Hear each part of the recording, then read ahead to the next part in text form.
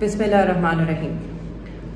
मैं सिर्फ ये ख़बर देना चाहती हूँ कि आज रात 10:30 बजे के करीब लाहौर में हमारे घर के बाहर से मेरी भाभी जो कि ज़ैन हुसैन कुरैशी की अहलिया है, उन्हें अगवा कर लिया गया है नामालूम अफराद ने। 3 गाड़ियों में वो आए थे। उन्होंने गाड़ी का पीछा किया, गाड़ी को रोका और ज़ोर और जबर के इस्तेमाल से वो उन्हें उठाकर ले गए। जब हमारी गाड़ी ने उनका पीछा करने की कोशिश की तो 2 वीगो डालों ने हमारी गाड़ी का रास्ता रोका, जिसके बाद ड्राइवर ने मेरी वालदा को ये मालूमात दी। उसके बाद से ज़ाहिर है सब बड़े परेशान हैं और हम सबको बड़ी तशवीश है, ख़ास तौर पे मेरी भाभी के वालिदैन और घर वालों को, जो कि गैर सियासी लोग हैं।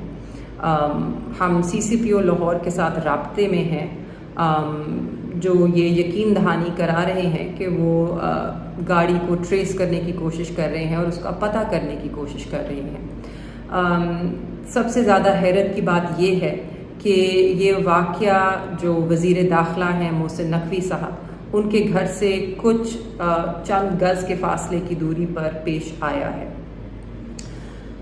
ना सिर्फ मेरी भाभी जो हैं वो गैर सियासी हैं, वो 2 छोटी छोटी बच्चियों की माँ भी हैं। उनकी 5 और 3 साल की 2 बेटियां हैं जो इस वक्त तो सुकून से सो रही हैं, मगर जब वो सुबह उठेंगी तो सबसे पहले वो अपनी वालदा को ढूंढेंगी।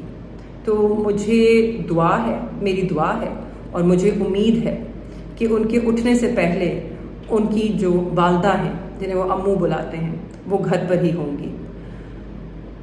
इस मुल्क में इस वक्त जो निज़ाम नाफिज है उसमें ना माएँ, ना बेटियां, ना बहनें महफूज हैं। ऐसा निज़ाम जो है ना वो ज़्यादा देर चल सकता है और ना ही उसके चलने से मुल्क में बेहतरी आ सकती है। बेहतरी सिर्फ़ और सिर्फ तब आएगी जब आइन और कानून दोनों की बालादस्ती होगी। तो मुझे उम्मीद है कि इस मुल्क में कानून जीतेगा, अदल और इंसाफ जीतेगा, पाकिस्तान जीतेगा। पाकिस्तान जिंदाबाद।